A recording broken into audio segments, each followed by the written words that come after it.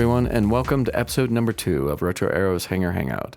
I'm your host, Captain Dale. This special episode is being brought to you by Tailwheel Academy. If you're in the need to learn the skills to stay alive while flying, a spin endorsement, tailwheel endorsement, or need a tailwheel ferried somewhere within the United States, call 1-888-TW-PILOT. This special edition is being recorded from Bogota, Colombia, South America. This episode isn't going to follow our normal format, as a NTSB report led to an aha moment that I wanted to share with all of you. Recently, the NTSB released their final report on a near mid-air collision between a Jetblue E190 and a Lear 60 up in Boston, Massachusetts. One of the more interesting aspects of the report is the NTSB released a still photo taken from a video being recorded by the jump seater on the Jetblue aircraft. This photo shows just how close the near midair was between Jetblue and the Lear 60. Now, several other podcasts have analyzed the situation, taken a look at the NTSB report, and I haven't had the opportunity to read it just yet. But the reason I'm recording this particular podcast is because it led to an aha moment for me.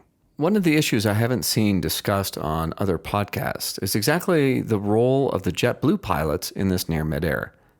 Now, there's no question that the Lear 60 pilots made a mistake. They were not cleared for takeoff, and they went rolling down the runway, assuming they had been cleared for takeoff.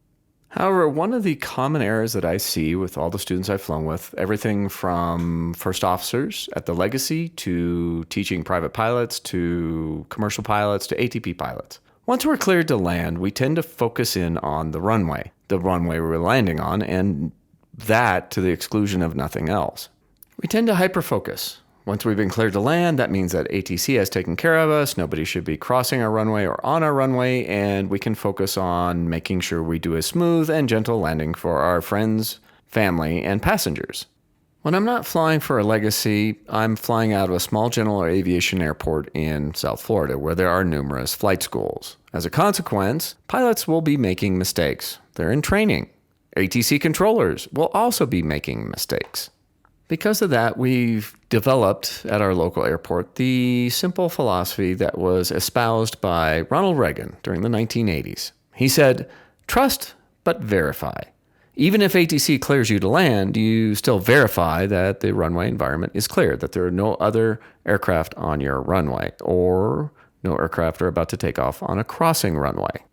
In the incident that occurred in Boston, one of the questions I'd like to see answered that really hasn't been addressed, as far as I can tell, is what was the role of the JetBlue pilots in Boston? What I'd like to know is, how did the JetBlue pilots not see the Learjet rolling down the runway long before it crossed theirs? Why did they not see the Learjet moving? Why did the jump seater, who was recording and videotaping, not say something sooner so that the JetBlue pilots could take evasive action? The fact is, we're human, and the airlines have started to recognize that no matter how well you train, as humans, we're going to make mistakes. The important thing is to trap those errors. Although the Lear 60 pilots made a mistake, why didn't the JetBlue pilots capture that mistake?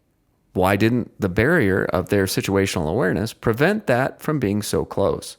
Maybe there was extenuating circumstances, maybe they were being distracted, but there were 3 pilots in that JetBlue aircraft who didn't recognize that another aircraft was about to cross their runway until it was almost too late. Perhaps they should have noticed something was awry much sooner, but perhaps they could not have. What we don't know from the NTSB report and from all the podcast analysis is exactly what happened there. Why wasn't the error trapped? This is in no way, shape, or form meant to throw shade on the JetBlue pilots, but rather to analyze the situation to see why a barrier, your fellow professional colleagues and pilots, didn't trap a mistake that was made until it was almost too late.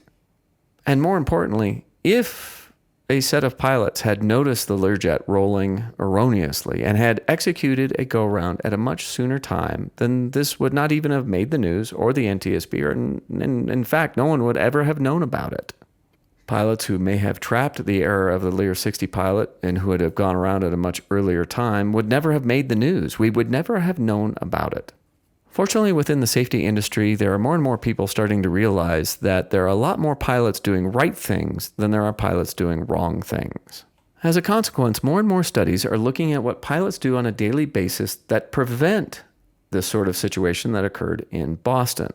We are finally starting to realize within the industry it's not just enough to learn what not to do, but we need to learn what to do. And we can only learn what to do by watching those who do it right and capture errors early.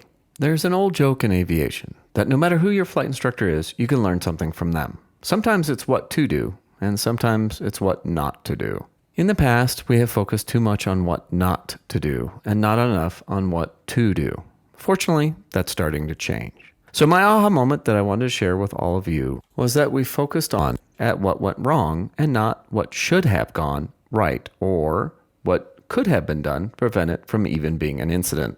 I would certainly like to hear more from the JetBlue pilots, from their perspective, what they did. Why didn't they capture the error of the Learjet pilots sooner? What could we have done as pilots to capture it earlier? And that leads to my aha moment. My aha moment is something simple, that once we're cleared to land, we all have a tendency to focus in on our runway. We all need to increase our situational awareness. Just because we're cleared to land doesn't mean we are safe to land. No matter what the actual circumstances were up in Boston, it's a reminder that not to simply trust. We must trust but verify. As we continue on final, we must continue to scan not only our runway, but the area around our runway.